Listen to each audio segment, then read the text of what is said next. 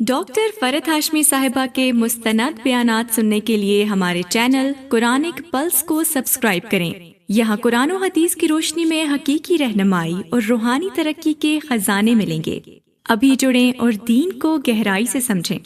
अस्सलामु अलैकुम रहमतुल्लाहि व बरकातुहू नहमदुहु व नुसल्ली अला रसूलिहिल करीम अम्मा बाद फ़अऊज़ु बिल्लाहि मिनश शैतानिर रजीम बिस्मिल्लाहिर रहमानिर रहीम रब्बिश्रह ली सदरी व यस्सिर ली अमरी वहलुल उक़दतम मिन लिसानी यफ़क़हू क़ौली। यकीनन गुजरा है इंसान पर एक वक्त ज़माने में जबकि वो कोई काबिल ज़िक्र चीज़ न था। बेशक हमने इंसान को मिले जुले नुत्फ़े से इम्तिहान के लिए पैदा किया और उसको सुनने वाला देखने वाला बनाया। हमने उसे राह दिखाई, अब ख़्वाह वो शुक्रगुजार बने ख़्वाह ना शुक्रा। यकीनन हमने काफिरों के लिए जंजीरें और तौक और शोलों वाली आग तैयार कर रखी है। बेशक नेक लोग वो जाम पिएंगे जिसकी आमेज़िश काफूर की है, जो एक चश्मा है जिससे अल्लाह के बंदे पिएंगे। उसकी नहरें निकाल ले जाएंगे यानी जिधर चाहेंगे। जो नजर पूरी करते हैं और उस दिन से डरते हैं जिसकी बुराई चारों तरफ फैल जाने वाली है, और अल्लाह ताला की मोहब्बत में खाना खिलाते हैं मिस्कीन, यतीम और कैदियों को। हम तो तुम्हें सिर्फ अल्लाह ताला की रजामंदी के लिए खिलाते हैं, न तुमसे बदला चाहते हैं न शुक्रगुजारी। बेशक हम अपने रब से उस दिन का खौफ करते हैं जो उदासी वाला सख्ती वाला होगा। बस उन्हें अल्लाह ताला ने उस दिन की बुराई से बचा लिया और उन्हें ताजगी और खुशी पहुंचाई, और उन्हें उनके सब्र के बदले जन्नत और रेशमी लिबास अता फरमाए। ये वहाँ तख्तों पर तकिए लगाए हुए बैठेंगे, न वहाँ आफताब की गर्मी देखेंगे और न जाड़े की सख्ती। इन जन्नतों के साए उन पर झुके हुए होंगे और उनके मेवे और गुच्छे नीचे लटकाए हुए होंगे, और उन पर चांदी के बर्तनों और उन जामों का दौर कराया जाएगा जो शीशे के होंगे, शीशे भी चांदी के जिनको साकी ने अंदाजे से नाप रखा होगा। और उन्हें वहाँ वो जाम पिलाए जाएंगे जिनकी आमेज़िश जंजबील की होगी, जन्नत की एक नहर से जिसका नाम सलसबील है। और उनके इर्द गिर्द घूमते फिर रहे होंगे वो कमसिन बच्चे जो हमेशा रहने वाले हैं। जब तुम उन्हें देखो तो समझो कि वो बिखरे हुए सुच्चे मोती हैं। तो वहाँ जहाँ कहीं भी नजर डालेगा सरासर नेमतें और अजीम शान सल्तनत ही देखेगा। उनके जिस्मों पर सब्ज बारीक और मोटे रेशमी कपड़े होंगे, और उन्हें चांदी के कंगन का जेवर पहनाया जाएगा, और उन्हें उनका रब पाक साफ शराब पिलाएगा। कहा जाएगा ये है तुम्हारे अमाल का बदला और तुम्हारी कोशिश की कदर की गई। बेशक हमने आप पर बतदरीज कुरान नाजिल किया है, बस आप अपने रब के हुक्म पर कायम रहिए और इनमें से किसी गुनाहगार या नाशुक्रे की बात न मानिए, और अपने रब का नाम सुबह शाम याद किया कीजिए, और रात के वक्त उसके सामने सजदे कीजिए और बहुत रात तक उसकी तस्बीह कीजिए। बेशक ये लोग जल्दी मिलने वाली यानी दुनिया से मोहब्बत करते हैं और अपने पीछे एक बड़े भारी दिन को छोड़ देते हैं। हमने इन्हें पैदा किया और हम ही ने इनके जोड़ और बंधन मजबूत किए, और हम जब चाहें इनके एवज इन जैसे औरों को बदल लाएं। यकीनन ये तो एक नसीहत है, बस जो अपने रब की राह ले ले, जो चाहे अपने रब की राह ले ले, और तुम न चाहोगे मगर ये कि अल्लाह ही चाहे। बेशक अल्लाह इल्म वाला बाहिकमत है, जिसे चाहे अपनी रहमत में दाखिल कर ले, और जालिमों के लिए उसने दर्दनाक अजाब तैयार कर रखा है। सूरत अद-दहर, जिसका नाम सूरतुल इंसान भी है, मक्की सूरत है। इसकी आयात की तादाद 31 है, और सूरत का नाम सूरतुल इंसान इसलिए है कि इसमें इंसान के मुतल्लिक बात की गई है कि उसकी पैदाइश कैसे हुई, किन मरहलों से गुजर के पैदा हुआ, क्यों पैदा किया गया, और आइंदा उसके साथ क्या होने वाला है, उसका अंजाम क्या है। तो गोया ये इंसान की कहानी है। हल अता अलल इंसानि हीनुम मिनद्दहरि लम यकुन शैअम मज़कूरा। यकीनन इंसान पर, और इंसान से मुराद या आदम अलैहिस्सलाम है या इससे मुराद हर इंसान है, कि उस पर ज़माने का एक वक्त ऐसा गुजरा है कि जब वो कोई काबिल ज़िक्र चीज़ न था। और ये वक्त कौन सा है? एक माना ये किया गया है कि ये रूह फूंकने से पहले 40 साल का अरसा है।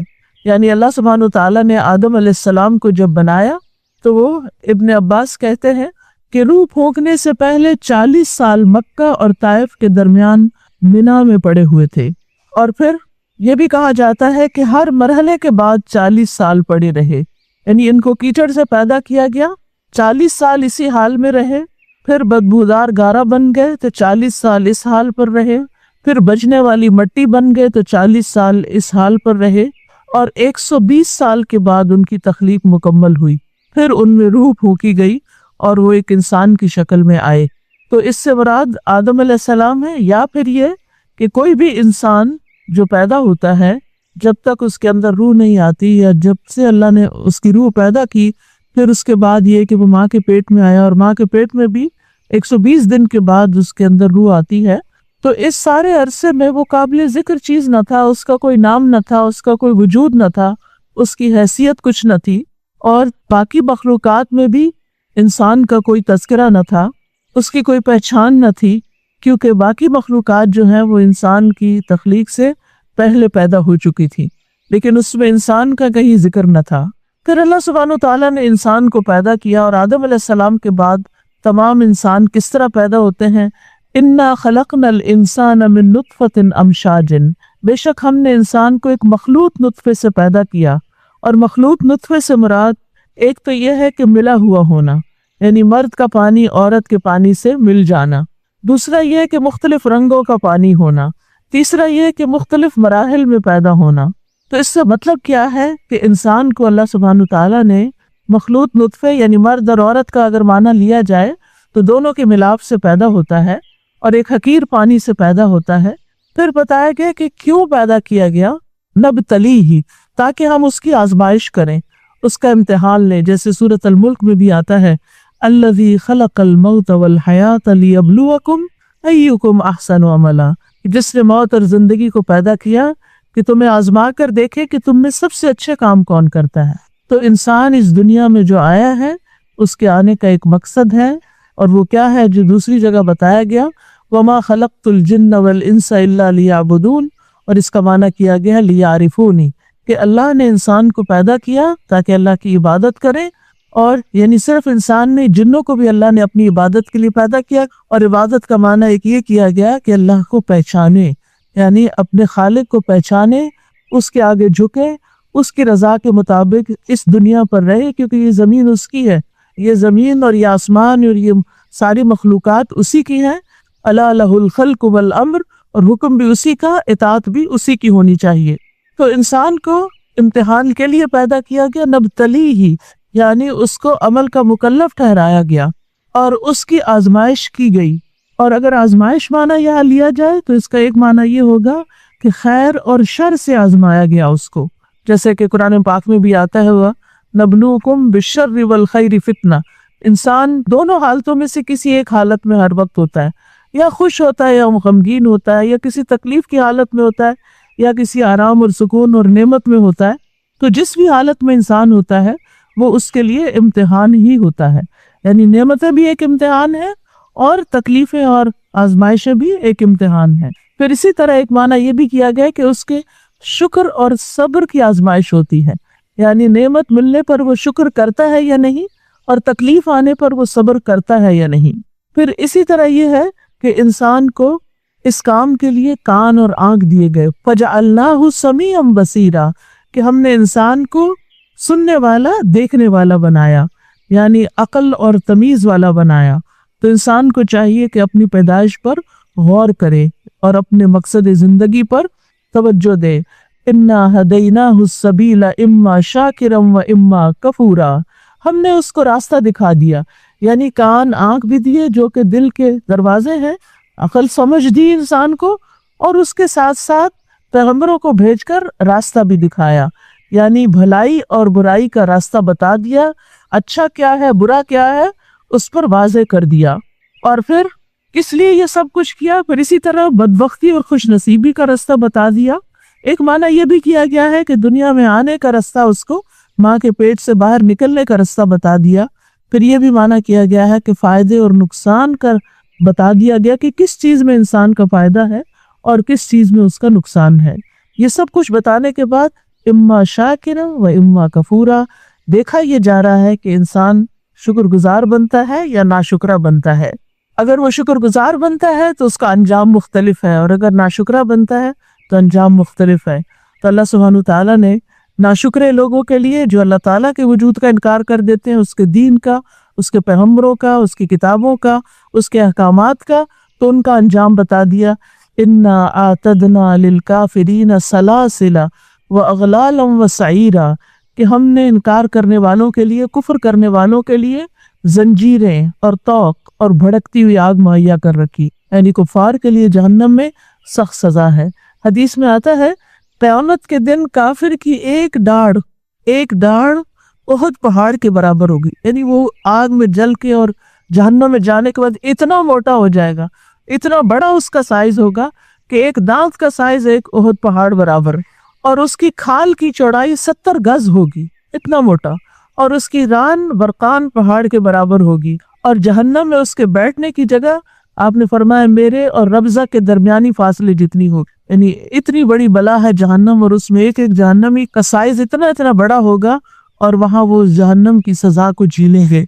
और मदीना और रब्जा का फासला जो है वो 170 किलोमीटर है, 170 किलोमीटर। तो इससे आप अंदाजा लगाएं कि वो कितनी बड़ी बला बन जाएगा। और ये इतना बड़ा उसको क्यों बनाया जाएगा? ताकि वो ज्यादा से ज्यादा सजा भुगत सके। इसके बरक्स यहाँ जहन्नम की बात बस एक लाइन में की गई, उसके बाद जन्नतियों का जिक्र है। ये सूरत इस एतबार से मुनफरिद है कि इसमें जन्नत का तज़किरा बहुत ज्यादा है। फिर फरमाया इन्नल अबरार यशरबूना, बेशक नेक लोग पिएंगे, मिन कासिन, ऐसे जाम से, काना मिजाजुहा काफूरा, कि जिसमें काफूर की आमेज़िश होगी। अबरार कौन है? अबरार का एक माना किया गया है सच बोलने वाले, दूसरा है इताअत करने वाले, यानी वो लोग जो नेक हैं। ये लफ्ज बिर से है, बिर नेकी को कहते हैं, यानी नेक लोग, इताअत गुजार लोग, फर्मा बरदार लोग। और इनकी तफसील यूँ बयान की जाती है कि ये अपने वालिदैन और अपनी औलाद के साथ एहसान का मामला करते हैं, उनके साथ नेक सलूक करते हैं, इसलिए इनको अबरार कहा गया। लफ्ज़ आपने बिरुल वालिदैन सुना होगा कि वालिदैन के साथ नेकी करना, नेक सलूक करना। एक माना यह भी किया गया है इनको अबरार इसलिए कहा गया कि लोगों की तकलीफें दूर करते हैं, यानी लोगों के काम आते हैं, उनकी खैरखाही करते हैं, उनके मुश्किलात दूर करते हैं। तीसरा ये कि अल्लाह के हुकूक और नजरें पूरी करते हैं, क्योंकि आगे ये आता है कि यूफून बिन नजरी व यखाफून यौमन कान शर्रुहु मुस्ततीरा। तो ये अबरार जो हैं, ये ऐसे नेक लोग, अपने रिश्तेदारों के साथ एहसान करने वाले और बाकी सबके खैरखा, हर एक से तकलीफ दूर करने वाले, हर एक के काम आने वाले, यानी मतलब खोर लोग नहीं होंगे, बल्कि दूसरों के लिए हमदर्द होंगे, दूसरों की हमदर्दी दिल में रखने वाले, उनकी मुश्किलात आसान करने वाले। तो अल्लाह सुब्हानहू तआला इनकी मेहमानी कैसे करेगा कि जन्नत में इनको ऐसे जाम पिलाएगा जिसमें काफूर की आमेज़िश होगी। काफूर क्या है? इसका माना एक ये किया गया कि ये जन्नत का चश्मा है जिसका नाम काफूर है। दूसरा माना खुशबू किया गया है, यानी काफूर एक किस्म की खुशबू है कि जो इनकी शराब में मिलाई जाएगी। और फिर ये भी कहा गया है कि उसमें मिलाने से मुराद, यानी काफूर ठंडी होती। अरबों के यहाँ 2 ड्रिंक्स होते थे, गर्मियों में वो काफूर मिला के पीते और सर्दियों में जंजबील मिला के पीते, और दोनों का इस सूरत में जिक्र है।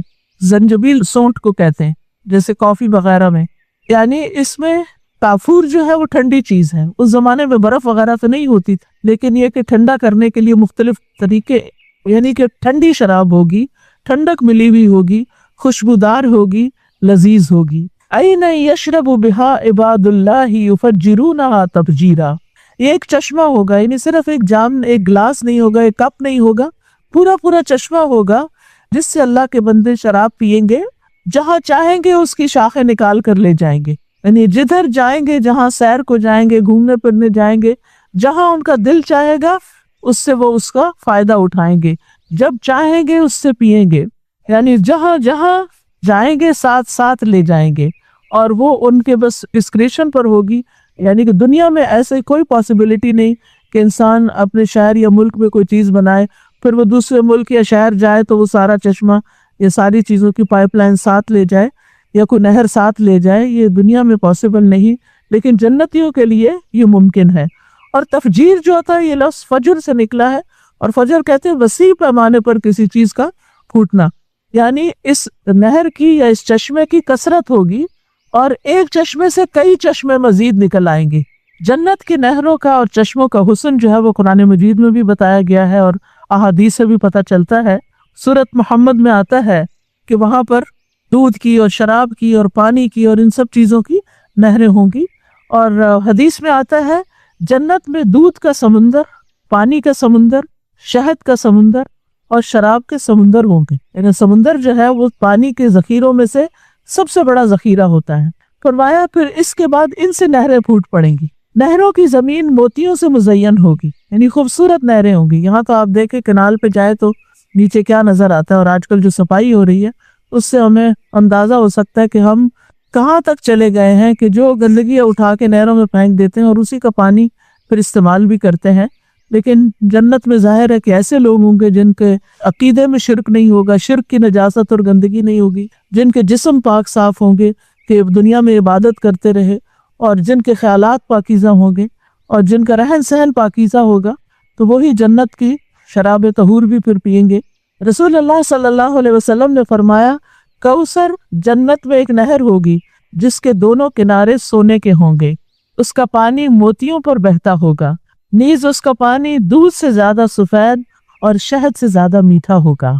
फिर खुशबूदार पहाड़ों से नहरें बहेंगी। रसूलुल्लाह सल्लल्लाहु अलैहि वसल्लम ने फरमाया जन्नत की नहरें मुश्क के टीलों या पहाड़ों के नीचे से निकलेंगी। सुभान अल्लाह, यानी दुनिया में तो कोई ऐसी खूबसूरती या ऐसी नेमत है ही नहीं।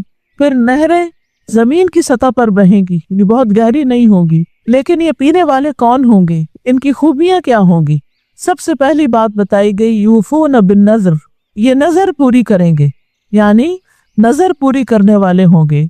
और नजर पूरी करने में सबसे पहले माना किया गया है कि ये फर्ज इबादत पूरी करेंगे, अपने फराइज की पाबंदी करेंगे। हम सब भी देखें कि हम अपने फराइज की पाबंदी कितनी करते हैं। फर्ज नमाज हो या फर्जी सदकात हो जैसे ज़कात वगैरह है, या दीगर फराइज हैं जो हम पर आयद होते हैं, चाहे अपने बच्चों के सिलसिले में या शौहर के या हुकूकुल्लाह या हुकूकुल इबाद के सिलसिले में।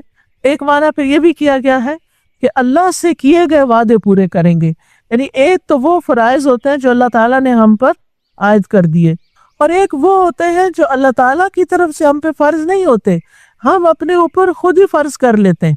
और इसके दो तरीके होते हैं, एक तो ये कि अल्लाह की रजा के लिए कोई नेकी का काम करने की कमिटमेंट कर लेना, और एक ये है कि शर्त रख देना अगर मेरा ये काम होगा तो फिर मैं कुछ करूंगा, उम्रा करूंगा या कुरान हिफ्ज करूंगा या बच्चे को हाफिज बनाऊंगा।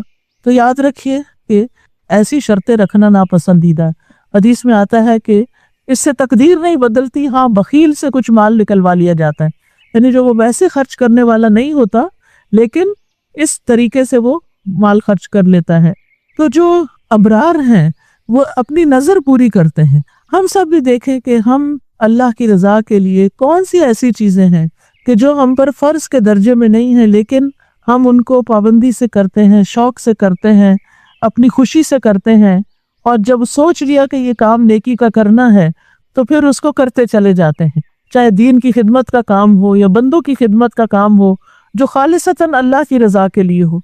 हमारा हाल ये है कि जब हम कोई बात सुनते हैं थोड़ी देर के लिए मोटिवेट होते हैं, फिर अपने साथ को याद कर लेते हैं, अच्छा मैं इस यतीम की परवरिश करूंगी, फलां की फीस अदा करूंगी, फलां मस्जिद मदरसा या कोई और नेकी का काम या दीन की तालीम दूंगी या दीन की खिदमत के लिए कुछ लिखूं पढ़ूंगी।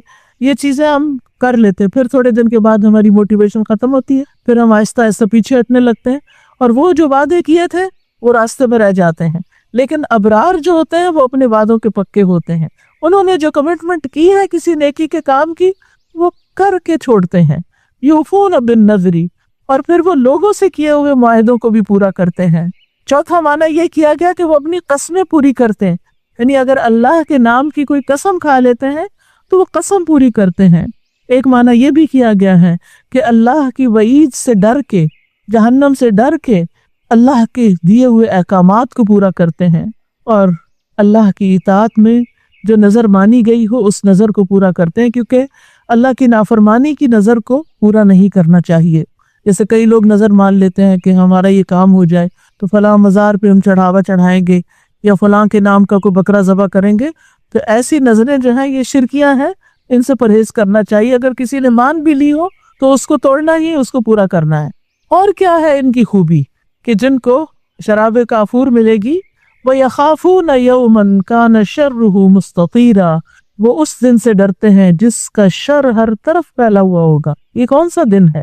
آخرت کا دن ہے، قیامت کا دن ہے، کہ جس میں ہر طرف ایک پریشانی اور افراتفری اور آپا دھاپی ہوگی، اور اس میں ہر طرف سے یعنی کہ تیزی کے ساتھ شر پھیل جائے گا۔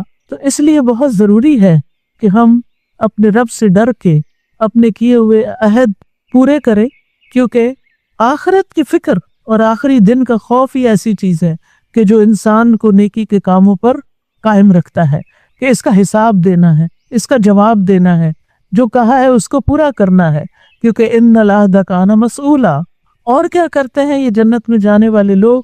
وَيُطْعِمُونَ الطَّعَامَ عَلَى حُبِّهِ مِسْكِينًا وَيَتِيمًا وَأَسِيرًا، اور اس کی محبت میں مسکین، یتیم اور قیدی کو کھانا کھلاتے ہیں۔ ایک معنی یہ کیا گیا ہے کہ کھانے کی محبت کے باوجود، یعنی جو کھانا پسندیدہ ہے، جس سے محبت ہے، جو خود کھانے کے لیے پکاتے ہیں یا خود کھاتے ہیں، وہ اوروں کو بھی کھلا دیتے ہیں، اور خاص طور پر ان کو جن سے کوئی واپس جواب ملنے والا نہیں، یعنی جن سے واپس کھانے کی دعوت نہیں آنے والی، مسکین، یتیم، قیدی۔ تو اسی لیے اس کا ایک معنی یہ بھی کیا گیا کہ کھانے کی خواہش کے باوجود، یعنی خود بھوک بھی لگی ہے پھر بھی کھلا دیتے ہیں۔ اور ایک معنی یہ کیا گیا ہے کہ قلیل ہونے کے باوجود، تھوڑا ہے کھانا، اپنے لیے بھی بمشکل پورا ہے، لیکن جب اپنے سے زیادہ کسی اور کی ضرورت دیکھتے تو اس کو کھلا دیتے۔ اور پھر مسکین کون ہوتا ہے؟ کہ جس کے پاس اپنی ضروریات پوری کرنے کے لیے پورا نہ پڑتا ہو۔ اور یتیم کا تو آپ کو معلوم ہے کہ جس کا باپ فوت ہو جائے اور وہ نابالغ ہو، چھوٹا بچہ ہو، یعنی جس کا کوئی کمانے والا نہ ہو، باپ جو فوت ہو گیا تو لوگوں کا محتاج ہو گیا۔ اور تیسرا قیدی، تو قیدیوں میں چاہے کوئی مسلمان قیدی ہو یا غلام ہو، وہ بھی ایک طرح کی قید کاٹ رہے ہوتے ہیں۔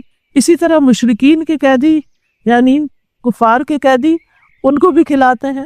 یہ معنی بھی کیا گیا ہے کہ ناقص العقل یعنی مجنون اور اس طرح کے جو لوگ ہیں وہ بھی ایک طرح سے یعنی اپنے لیے خود کچھ نہیں کر سکتے، مراد یہی ہے کہ محتاج لوگوں کو کھلاتے ہیں۔ اور کیا کہتے ہیں؟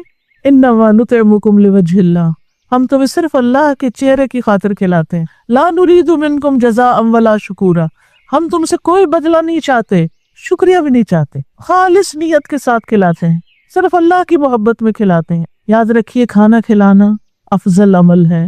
عمر رضی اللہ عنہ سے روایت ہے، رسول اللہ صلی اللہ علیہ وسلم نے فرمایا، افضل اعمال مومن کو خوشخبری دینا ہے، کوئی اچھی خبر سنانا ہے، یا تم اس کے سطر کو ڈھانپ دو، یعنی اس کا سطر ڈھانپ دینا یا اس کے عیب ڈھانپ دینا، اس کو لباس پہنانا یا اس کو چھپا دینا، یا اس کی بھوک کو سیر کرنا یعنی اس کی بھوک مٹا دینا، یا اس کی ضرورت پوری کرنا، یہ افضل اعمال ہے۔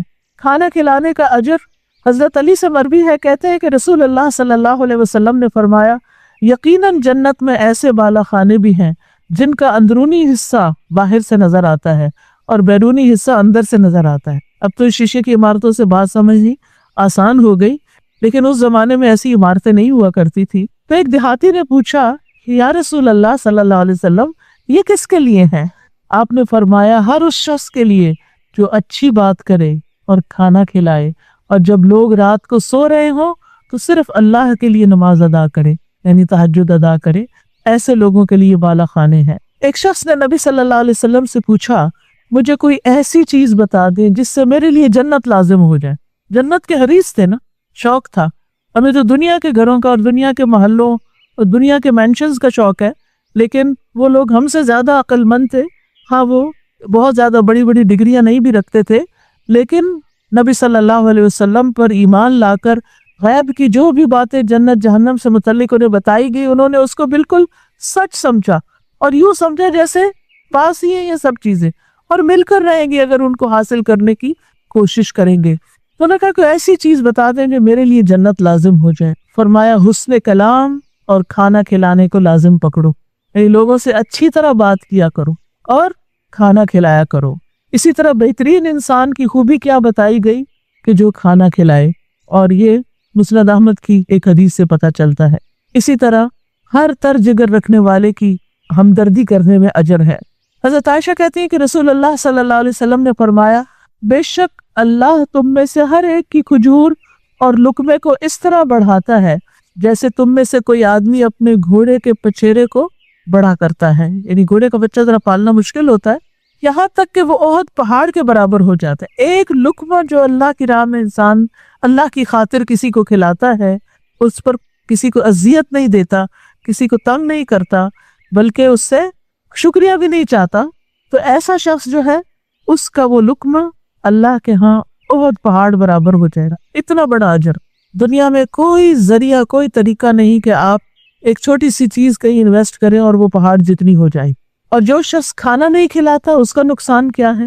رسول اللہ صلی اللہ علیہ وسلم نے فرمایا کہ اللہ سبحانہ وتعالیٰ قیامت کے دن فرمائے گا، اے ابن آدم میں بیمار ہوا، تو نے میری عیادت نہیں کی۔ وہ کہے گا، اے میرے رب میں تیری عیادت کیسے کرتا حالانکہ تو رب العالمین ہے۔ اللہ تعالیٰ فرمائے گا، کیا تو نہیں جانتا کہ میرا فلاں بندہ بیمار تھا اور تو نے اس کی عیادت نہیں کی؟ کیا تو نہیں جانتا کہ اگر تو اس کی عیادت کرتا تو مجھے اس کے پاس پاتا؟ اے ابن آدم میں نے تجھ سے کھانا مانگا لیکن تو نے مجھے نہیں کھلایا۔ وہ کہے گا، اے میرے رب میں تجھے کیسے کھانا کھلاتا حالانکہ تو رب العالمین ہے۔ تو اللہ تعالیٰ فرمائے گا، کیا تو نہیں جانتا کہ میرے فلاں بندے نے تجھ سے کھانا مانگا تھا لیکن تو نے اس کو نہیں کھلایا تھا؟ کیا تو نہیں جانتا تھا کہ اگر تو اس کو کھانا کھلاتا تو اسے میرے پاس پاتا؟ اے ابن آدم میں نے تجھ سے پانی مانگا، تو نے مجھے نہیں پلایا، اور پھر وہی بات دوبارہ دہرائی جائے گی۔ تو اس سے پتہ یہ چلتا ہے کہ کھانا کھلانا افضل ترین اعمال میں سے ہے۔ اس میں مسکین، یتیم اور اسیر تو ہے ہی، لیکن اس کے علاوہ بھی انسان اگر اپنے گھر والوں کو بھی کھلاتا ہے، کسی بھوکے کو کھلاتا ہے، کسی مہمان کو کھلاتا ہے، کسی پڑوسی کو بھیجتا ہے، کسی سوالی کو دیتا ہے، کسی بھی جگہ کسی کو کھانا کھلاتا ہے، اور نیت اللہ کے لیے ہے، اللہ سے اجر چاہنے کی، احسان جتانے کی نہیں۔ آج کل تو ہمارا حال یہ ہو گیا ہے کہ کھانوں کی جو دعوتیں ہوتی ہیں، کئی قسم کے کھانے ہوتے ہیں، لیکن زیادہ تر اس میں دکھاوے کا عنصر ہوتا ہے اور اپنی تعریف چاہے جانے کا، کہ لوگ مجھے چاہیں کہ کیا زبردست ریسیپی ہے، یہ بھی بہت مزیدار ہے اور یہ بھی بہت اچھا ہے، اور انتظار میں رہتے ہیں کہ یہ ساری نمائش جو ہے یہ کس طرح اس کی کیا قیمت تعریف کی شکل میں وصول کی جائے۔ تو ہمیں اپنے اس ٹرینڈ کو چینج کرنے کی ضرورت ہے۔ پہلی پریفرنس پر محتاجوں کو ڈھونڈنا چاہیے کہ جن کو نہیں ملتا، اور بعض اوقات تو ہمارے اپنے ہی گھر میں رہتے ہیں کہ جو اپنے ہی سروینٹس ہوتے ہیں، اپنے ہی کام کرنے والے ہوتے ہیں، اپنے ہی قریبی ہوتے ہیں، اور پھر وہ کھانا جس سے ہم خود محبت کرتے ہیں، جو خود کھانا چاہتے ہیں، وہ ان کو کھلانا، وہ ان کو بھی دینا، یا ان کو اپنی مرضی سے کھانے دینا، اور پھر اللہ کی خاطر احسان جتاتے ہوئے نہیں کہ انما نطعمکم لوجہ اللہ، ہم تو اللہ کے چہرے کی خاطر کھلاتے ہیں کہ قیامت کے دن اللہ تعالیٰ ہمیں اپنے دیدار سے محروم نہ رکھے۔ لا نرید منکم جزاء ولا شکورا، ہم اس عمل کے بدلے نہ شکریہ چاہتے ہیں اور نہ ہی کوئی جزا چاہتے ہیں۔ یعنی ان کا اخلاص اس بات سے ثابت ہوتا ہے کہ وہ شکریہ کی، تعریف کی تمنا نہیں رکھتے اور جواباً کھانا نہیں چاہتے۔ اب یہ ہوتا ہے کہ دنیا میں تو جب کسی کی دعوت کرتے ہیں تو پھر انتظار میں رہتے ہیں کون بلاتا ہے، اور اگر نہ بلائے، بلانا بھول جائے یا پتہ چل جائے تو پھر اس کو مائنڈ کرتے اور دل میں رکھ لیتے ہیں کہ ہم نے تو اس کو اتنا کھلایا، ایسے اور ایسے اس کی مدد کی، لیکن اس نے تو ہمیں پوچھا بھی نہیں، اور باقاعدہ اس پہ ناراضگیاں ہو جاتی ہیں اگر کوئی شادی پہ نہ بلائے، یا شادی کے بعد کی جو دعوتوں کے رواج ہیں ان میں اگر کوئی مس کر جائے، تو یاد رکھیے کہ اللہ سبحانہ وتعالیٰ کے ہاں وہی عمل قابل قبول ہے جو خالصتاً اللہ کے لیے کیا جائے، اس پہ تعریف یا بدلہ نہ چاہا جائے، اور صرف تعریف کی خاطر کام نہ کیے جائیں، دکھاوے اور شہرت کے لیے کام نہ کیے جائیں، کیونکہ اعمال کی قبولیت کی شرط یہی ہے۔ رسول اللہ صلی اللہ علیہ وسلم نے فرمایا، بے شک اللہ صرف وہی عمل قبول کرتا ہے جو خالص اس کی رضا کے لیے ہو، اور اس کے کرنے سے خالص اس کا چہرہ مقصود۔ قرآن مجید میں سورۃ اللیل میں آتا ہے، الذی یؤتی مالہ یتزکیٰ وما لأحد عنده من نعمت تجزا الا ابتغاء وجہ ربہ الاعلی ولسوف یرضی، جو اپنا مال اس لیے دیتا ہے کہ پاک ہو جائے، یعنی اپنے گناہوں کی معافی کے لیے دیتا ہے، حالانکہ اس کے ہاں کسی کا کوئی احسان نہیں کہ اس کا بدلہ دیا جائے، مگر وہ تو صرف اپنے رب کا چہرہ طلب کرنے کے لیے دیتا ہے، اور اس کا رب اس سے ضرور راضی ہو جائے گا۔ پھر اسی طرح رسول اللہ صلی اللہ علیہ وسلم نے فرمایا کہ بے شک مسلمان بندہ جب اللہ کا چہرہ چاہنے کے لیے نماز پڑھتا ہے تو اس کے گناہ اس طرح جھڑ جاتے ہیں جیسے درخت کے پتے جھڑ رہے ہوں۔ پھر اسی طرح اللہ کا چہرہ چاہنے کے لیے روزہ رکھنا، جو روزہ ایسا رکھے اور اسی پر اس کا اختتام، اس کی نیت خراب نہ ہو تو وہ جنت میں داخل ہوگا۔ پھر اسی طرح اللہ کا چہرہ چاہنے کے لیے جو زکوٰۃ دے تو اللہ سبحانہ وتعالیٰ اس کے اس صدقے کو کئی گنا بڑھا دیں گے۔ صدقہ بھی اللہ کا چہرہ چاہنے کے لیے کرے، حدیث میں آتا ہے جو شخص اللہ کا چہرہ چاہنے کے لیے صدقہ کرے اور اسی پر اس کا اختتام ہو تو وہ جنت میں داخل ہو۔ اسی طرح وَمَا تُنْفِقُونَ إِلَّا ابْتِغَاءَ وَجْهِ اللَّهِ، اور تم خرچ نہیں کرتے مگر اللہ کا چہرہ چاہنے کے لیے، اور تم خیر میں سے جو بھی خرچ کرو گے وہ تمہیں پورا دیا جائے گا اور تم پر ظلم نہ کیا جائے گا۔ پھر اسی طرح اللہ کے چہرے کی خاطر کھانا کھلانا، حتیٰ کہ بیوی کے منہ میں لقمہ ڈالنا۔ پھر اسی طرح باقی کام بھی اللہ کی خاطر کرنا، خواہ وہ ذکر ہو، خواہ وہ علم سیکھنا ہو، خواہ وہ صبر کرنا ہو۔ تو اس کے بارے میں فرمایا کہ ایسے لوگ پھر واقعی اللہ کا چہرہ پا لیں گے۔ یاد رکھیے کسی بھی عمل کا بدلہ کسی بھی شکل میں لوگوں سے لینے کی طمع رکھنا، نیت رکھنا، یہ انسان کے اجر کو ضائع کر دیتا ہے۔ امام ابن تیمیہ کہتے ہیں کہ اگر کوئی شخص کسی کو کھانا کھلا کر یا کسی کے ساتھ کوئی نیکی کر کے یہ بھی کہے کہ تم میرے لیے دعا کرو تو وہ بھی اس کے اجر میں شامل ہو گیا۔ یعنی عام طور پر ہم تعریف بعض اوقات نہیں بھی چاہتے، کھانا بھی نہیں واپس چاہتے، لیکن جب کسی کو کھلاتے ہیں تو کیا کہتے ہیں؟ دعا کرو۔ کوئی بھی چھوٹا موٹا نیکی کا کام کر دیں گے تو کہیں گے بس دعاؤں میں یاد رکھیں۔ کسی کے ساتھ چھوٹا سا بھی احسان کریں گے تو دعاؤں میں نہیں بھولنا، آپ نے تو اسی وقت اجر مانگ لیا۔ یہ اللہ کی خاطر نہیں ہے، یہ تو آپ نے واپس اس کو پابند کر دیا کہ میں جو تمہارے ساتھ احسان کر رہا ہوں تم جواباً میرے ساتھ بھی احسان کرو۔ اس مقصد کے لیے نیکی نہیں کرنی چاہیے۔ کیا نیکی؟ انا نخاف من ربنا، ہم تو اپنے رب سے ڈرتے ہیں، اور یومن، اس دن سے ڈرتے ہیں، ابوسن قمطریرا، جو اداسی والا، سختی والا دن ہو۔ ابوس کہتے ہیں تیوری چڑھانے والے، یعنی جس میں کوئی خیر نہیں ہوگی، جس میں کوئی خوشی نہیں ہوگی، تکلیف کی شدت سے چہرے بگڑ جائیں گے جس دن، تنگی والا لمبا دن ہوگا۔ فوقاہم اللہ شر ذالک اليوم، تو اللہ ان کو، ایسے لوگوں کو جو صرف اللہ کی خاطر نیک کام کرتے ہیں، اس دن کے شر سے بچا لے گا۔ وَلَقَّاهُمْ نَضْرَةً وَسُرُورًا، اور انہیں تر و تازگی اور سرور بخشے گا۔ اب دیکھیے کہ ہم سب آخرت سے ڈرتے ہیں، آخرت کی فکر کرتے ہیں، پریشان بھی ہوتے ہیں ٹائمز، پھر سمجھ نہیں آتی کیا کریں کہ اس پریشانی سے بچ جائیں۔ تو یہ ابرار والے کام کریں، اس دن سے ڈریں، نظر پوری کریں، وعدے پورے کریں، کمٹمنٹس نبھائیں، اور لوگوں کو اللہ کی خاطر کھلائیں۔ یہ کھلانا ایک سمبل بھی ہو سکتا ہے، یعنی کھانا کھلانا اصل معنی میں، اور پھر یہ ہے کہ چونکہ سب سے بنیادی ضرورت انسان کی پیٹ ہے، یعنی پیٹ کا بھرنا، بھوک ہے، یعنی صبح سے لے کے شام تک 2-3 دفعہ آپ کھا لیتے ہیں، اور جب بھوک لگتی ہے تو انسان پاگل ہونے لگتا ہے اور اس سے کوئی کام نہیں ہوتا۔ خود سوچئے کہ جن کے پاس کھانے کو نہیں ہوتا ان پہ کیا گزرتی، اور جن کی بڑی بڑی فیملیز ہیں اور دن کو مزدوری بھی نہ ملے، کبھی بارش ہوگی تو مزدوری نہیں ملی، کبھی ویسے کوئی ہڑتال ہوگی تو مزدوری نہیں ملی، جن کا روز مرہ کے اوپر گزارا چلتا ہے۔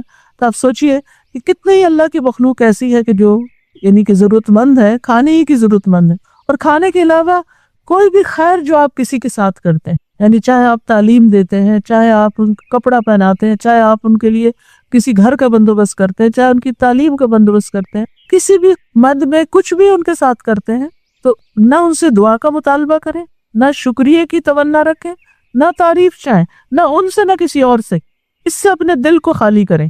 تو آپ دیکھیے کہ جب آپ صرف اور صرف اللہ کے لیے کوئی کام کرتے ہیں تو دنیا میں بھی آپ کے دل کے اندر ایک خوشی آ جاتی ہے، اور آپ کے چہرے پہ ایک تازگی آ جاتی ہے، اور یہی چیز صرف دنیا میں نہیں، قیامت کے دن بھی ان کے چہروں پر ہوگی۔ نظرہ کا لفظ جو ہے 3 معنوں میں استعمال ہوتا ہے، سفید اور صاف، یعنی ان کے چہرے سفید ہوں گے، صاف ہوں گے، کوئی داغ دھبا نہیں ہوگا۔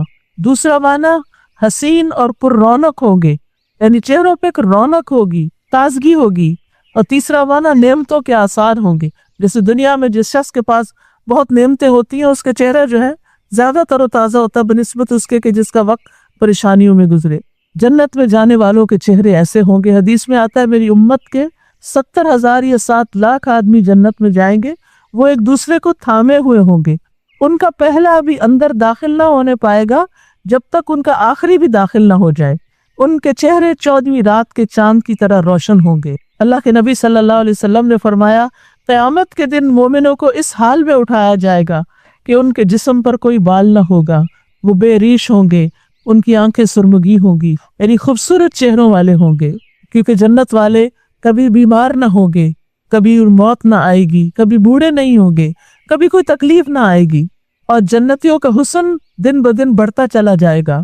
انس رضی اللہ عنہ کہتے ہیں کہ رسول اللہ صلی اللہ علیہ وسلم نے فرمایا، بے شک اہل جنت کے لیے ایک بازار لگایا جائے گا جہاں وہ ہر جمعے کو آیا کریں گے، اس میں مشک کے ٹیلے ہوں گے، جب وہ اس بازار کی طرف نکلیں گے تو ہوا چلے گی۔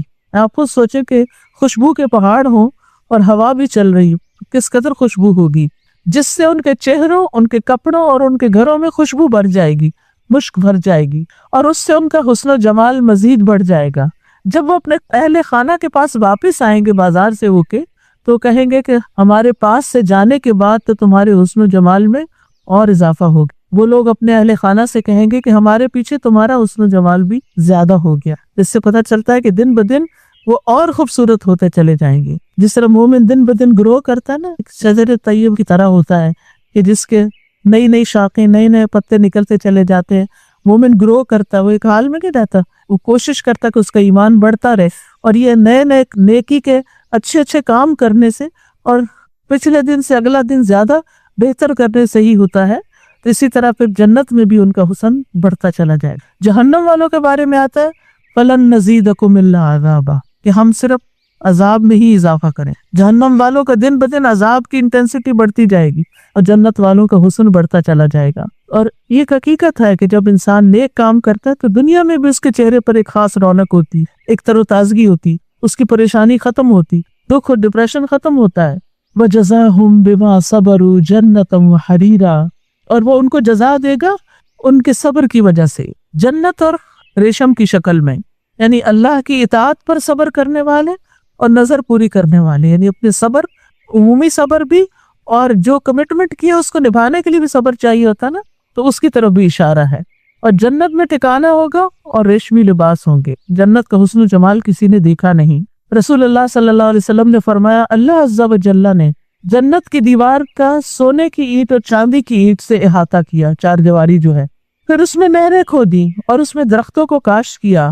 پھر جو فرشتوں نے اس کے حسن و جمال کی طرف دیکھا تو کہا، اے جنت تو کتنی خوش نصیب، تو بادشاہوں کی منزل۔ یہ کون بادشاہ ہے؟ یہ دنیا کے بادشاہ نہیں، ان میں سے بھی جو نیک ہوگا وہ تو ہوگا وہاں، لیکن دنیا میں اگر کوئی شخص انتہائی غریب فقیر بھی ہے لیکن عمل اس کے اچھے ہیں، جنت میں اس کا بادشاہوں والا ٹھکانہ ہوگا۔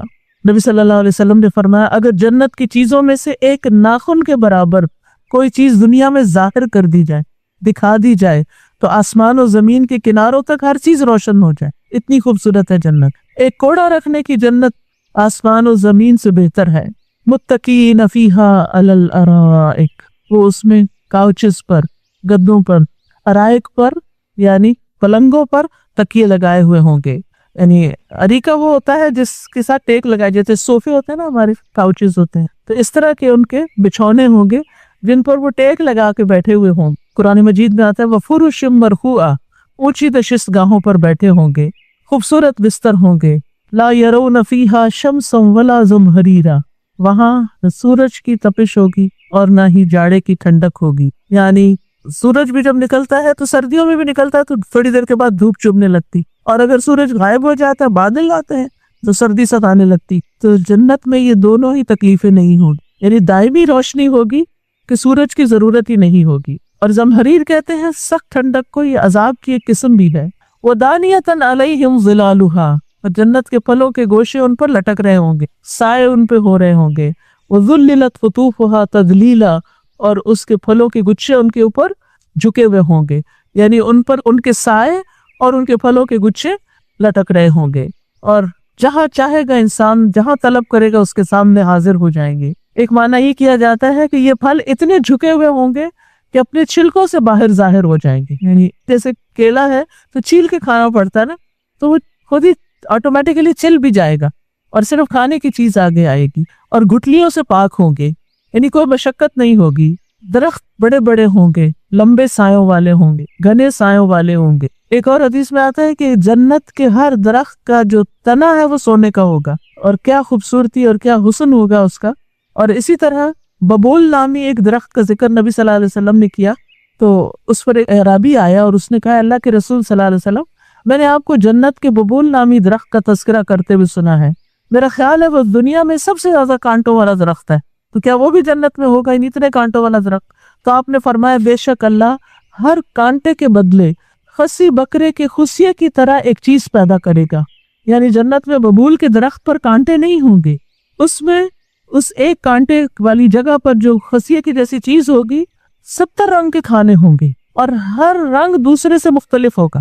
تو کب ختم ہوں گی یہ نعمتیں جنت کی؟ نہ جنت کی زندگی ختم ہوگی اور نہ وہاں کی نعمتیں ختم ہوگی، یعنی ایک درخت پر بے شمار خصیے ہوں گے، کانٹے تو نہیں ہوں گے، اور ہر ایک کے اندر 70 کھانے، اور ہر کھانے کا رنگ فرق۔ دنیا میں ایسی کوئی ویرائٹی لائیں، کبھی زندگی میں امیجن بھی نہیں کیا ہوگا کہ ایک ٹیبل پر 70 کھانے ہوں اور ہر کھانے کا پر رنگ بھی الگ ہو۔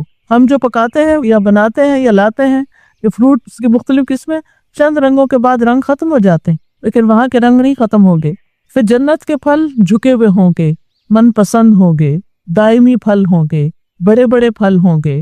جنت کے خوشوں کا سائز، آپ صلی اللہ علیہ وسلم نے فرمایا میں نے بے شک جنت دیکھی، میں نے اس میں سے خوشہ لینا چاہا، اور اگر میں وہ لے لیتا تو تم اسے اس وقت تک کھاتے رہتے جب تک دنیا باقی رہتی، ختم ہی نہ ہوتا۔ اسی طرح اس کے انگوروں کے گچھے کی لمبائی، وہ بھی ایک گچھا یہاں سے مدینہ سے لے کے صنعاء تک، یمن تک، میلوں میل دور، ایک انگور سے جوس کا ڈول بھر جائے، بغیر گٹلی کے میٹھے اور نرم پھل ہوں گے۔ وَيُطَافُ عَلَيْهِمْ بِآنِيَةٍ مِّن فِضَّةٍ، چاندی کے برتن ان پر پھرائے جائیں گے، چاندی بھی کیسی؟ مِّن فِضَّةٍ وَأَكْوَابٍ كَانَتْ قَوَارِيرَ، جو کرسٹل کی شکل کی ہوگی، شیشے جیسی، قواریر من فضة، ایسے قواریر، ایسے شیشے جو چاندی کی قسم کے ہوں گے، قدروها تقدیرا، جس کو انہوں نے اندازے سے بھرا ہوا ہوگا، یعنی جنت کے اندر جو برتن یا کراکری ہوگی وہ بھی انتہائی خوبصورت ہوگی، اور وہ یعنی جنت کے جو پلانے والے ہوں گے، شراب پلانے والے بچے بلدان جو ہوں گے، وہ جو پیش کریں گے تو وہ اتنے مناسب انداز سے بھرے ہوئے ہوں گے کہ جو گریں گے نہیں، یعنی اس میں سے کچھ نکل کے نہیں گرے گا۔ ایک معنی یہ بھی کیا گیا کہ دل کی چاہت کے مطابق بنے ہوئے ہوں گے، جس کو جیسی کراکری پسند۔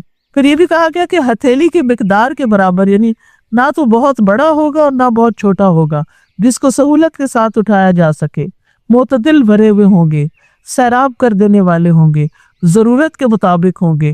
جب آپ کہیں جاتے ہیں تو کوئی آپ کو سرو کرتا ہے، کبھی آپ کی پیاس زیادہ ہوتی ہے اور گلاس چھوٹا ہوتا ہے، اور کبھی آپ کا گلاس بڑا ہوتا ہے اور پیاس کم ہوتی، تو اس سے آپ اندازہ لگائیں کہ جنت کیا چیز ہوگی، کہ وہاں نہ صرف یہ کہ طرح طرح کی نعمتیں ہوں گی، بلکہ ہوں گی بھی اتنی جتنی آپ کو طلب ہوگی۔ پھر جنت کے برتن، آنیتن، آنیہ کا ذکر ہے یہاں، سونے کے برتن ہوں، مشروب اور برتن خود بخود پاس آ جائیں گے۔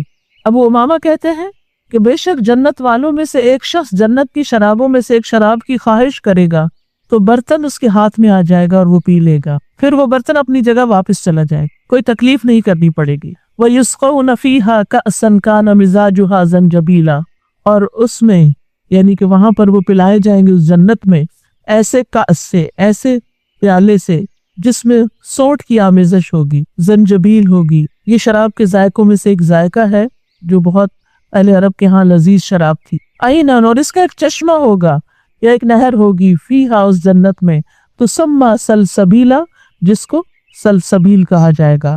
یہ جنت کے ایک چشمے کا نام ہے، یا کہتے ہیں کہ چشمے کی طرف جانے کا راستہ، یہ سبیل راستے کو کہتے ہیں، تو سلسبیل۔ اور پھر یہ کہتے ہیں کہ راستے کا بل کھاتا سلسلہ بھی مراد ہے اس سے، یا بہتا ہوا سلسلہ۔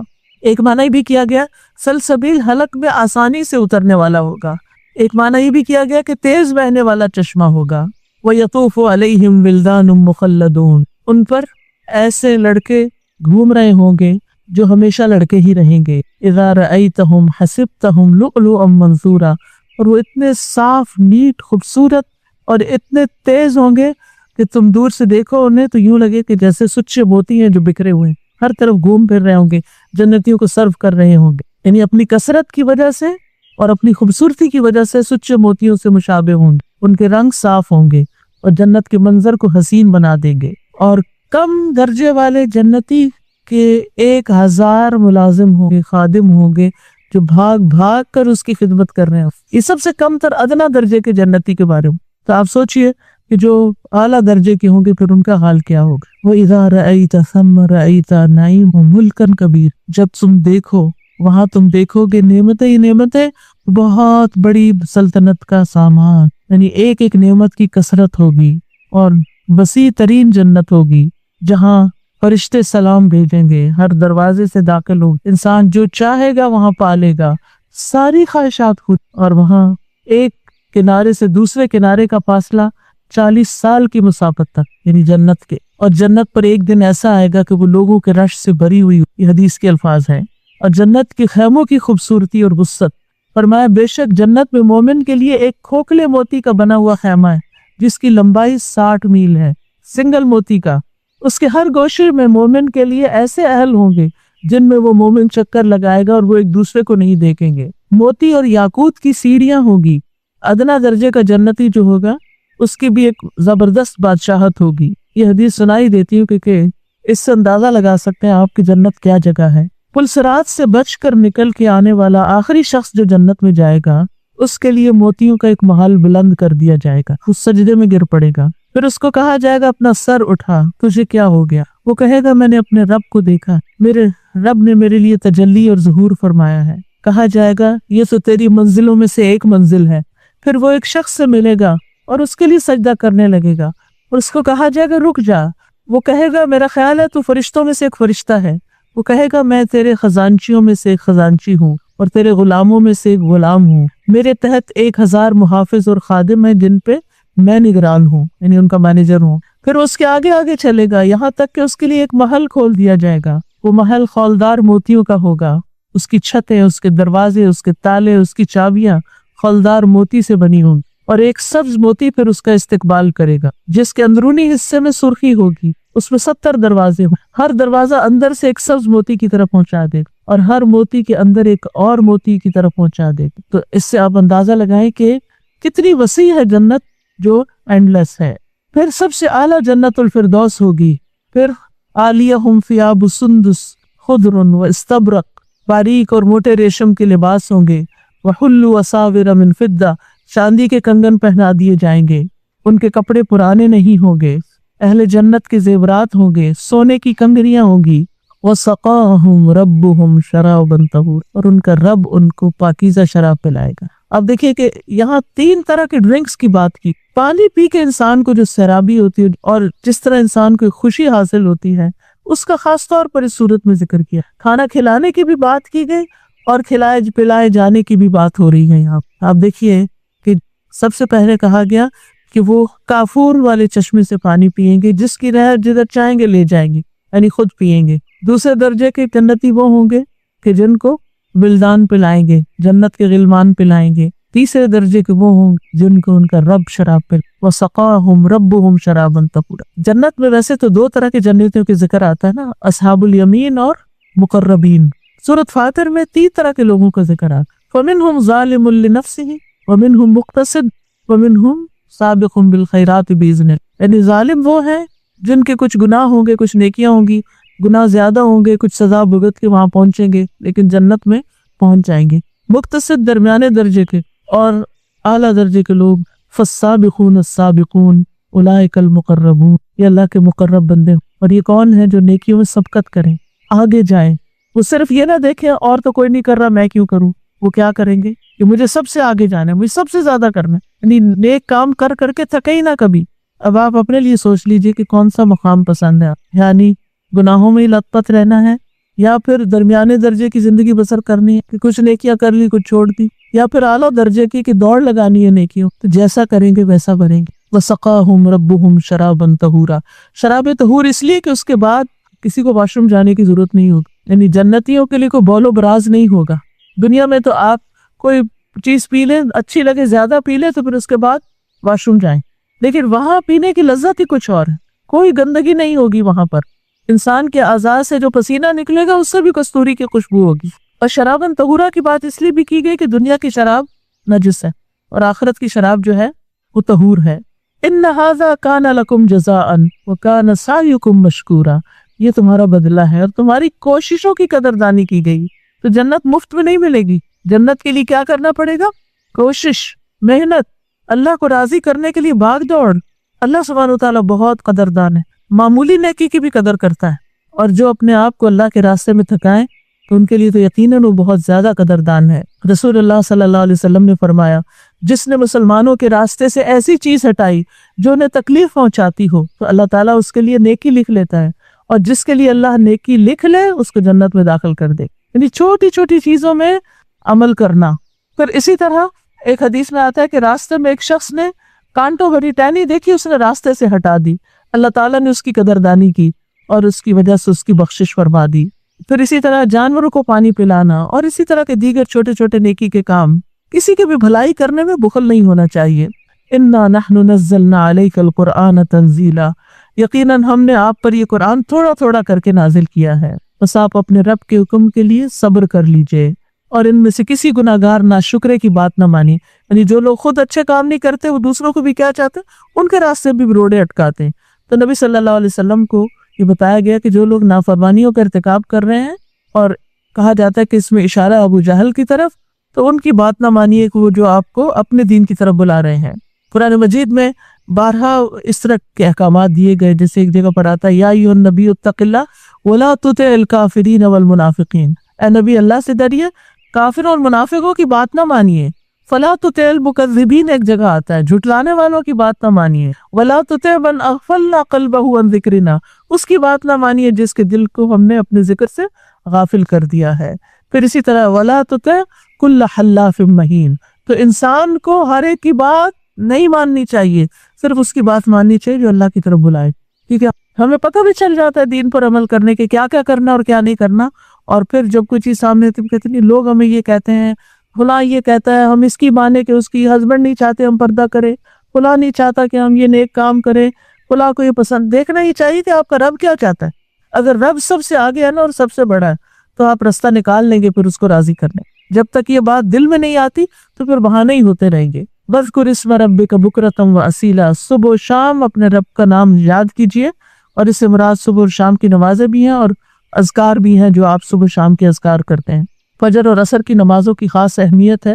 إِنَّ هَؤُلَاءِ يُحِبُّونَ الْعَاجِلَةَ، لیکن یہ لوگ کیا کرتے ہیں، دنیا سے محبت رکھتے ہیں اور اپنے پیچھے ایک بڑے دن کو، جو بڑا بھاری دن ہے، اس کو چھوڑ دیتے ہیں۔ ہم سب کو بھی اپنے طرز عمل پہ غور کرنا چاہیے کہ ہماری کوششوں کا بڑا حصہ، دن کے اوقات کا ایک بڑا حصہ کس کام میں گزرتا ہے، اللہ کی اطاعت کے کاموں میں، مخلوق کی خدمت میں، یا پھر نفس کی خواہشات کی تکمیل میں اور گناہوں میں یا غلط کاموں میں۔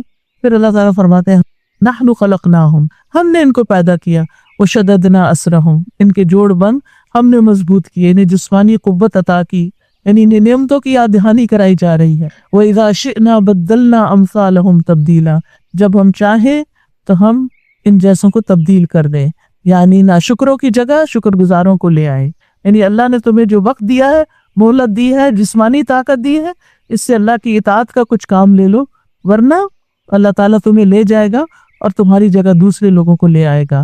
إِنَّ هَذِهِ تَذْكِرَةٌ فَمَنْ شَاءَ اتَّخَذَ إِلَىٰ رَبِّهِ سَبِيلًا، یہ تو ایک نصیحت تھی، ایک یاد دہانی تھی۔ تو پیاری بہنوں، یہ سورۃ الدہر کا ترجمہ اور جو مختصر سی باتیں آپ کے سامنے کی گئی، یہ کیا تھا؟ ایک یاد دہانی۔ یہ سورت مجھے اپنے آپ کو بھی اور آپ کو بھی بس یاد کرانی تھی کہ ہم اپنی آخرت کے لیے کچھ کر لیں۔ فمن شاء، اب جس کا جی چاہے، اتخذ الی ربہ سبیلا، اپنے رب کی طرف جانے کا رستہ بنا لے۔ اور وہ رستہ کیسے بنتا ہے؟ نیکیوں کے ساتھ، اچھے کاموں کے ساتھ۔ وما تشاءون الا ان یشاء اللہ ان اللہ کان علیما حکیما، اور تم نہیں چاہتے مگر یہ کہ اللہ چاہے، تمہارے چاہنے سے کچھ نہیں مگر یہ کہ اللہ چاہے، وہ سب کچھ جاننے والا، کمال حکمت والا ہے۔ یدخل من یشاء فی رحمتہ، وہ جس کو چاہے گا اپنی رحمت میں داخل کرے، اور اس کی رحمت، اس کی جنت بھی اس کی رحمت۔ انتی رحمتی ارحم بک من اشاء، تو میری رحمت ہے، تیرے ذریعے جس پہ چاہوں میں رحمت۔ جنت میں انسان صرف اللہ کی رحمت سے داخل ہو سکتا۔ ہمیں وہ کام کرنے چاہیے کہ جس سے اللہ کی رحمت ہم پر آ جائے، اللہ تعالیٰ اپنی نظر کرم فرما دے اور ہمیں اپنی رحمت میں داخل کر دے۔ اور ساتھ ہی بتا دیا گیا والظالمین اعد لهم عذابا، اور ظالموں کے لیے دردناک عذاب دی۔ اللہ سبحانہ وتعالی ہمیں اس عذاب سے محفوظ رکھے اور اب ہمیشہ اپنی اطاعت کی توفیق عطا فرمائے۔ جزاکم اللہ خیرا، سبحانک اللہم و بحمدک، اشہد ان لا الہ الا انت، استغفرک و اتوب الیک۔ السلام علیکم و رحمۃ اللہ وبرکاتہ۔ ڈاکٹر فرحت ہاشمی صاحبہ کے مستند بیانات سننے کے لیے ہمارے چینل قرآنک پلس کو سبسکرائب کریں۔ یہاں قرآن و حدیث کی روشنی میں حقیقی رہنمائی اور روحانی ترقی کے خزانے ملیں گے۔ ابھی جڑیں اور دین کو گہرائی سے سمجھیں۔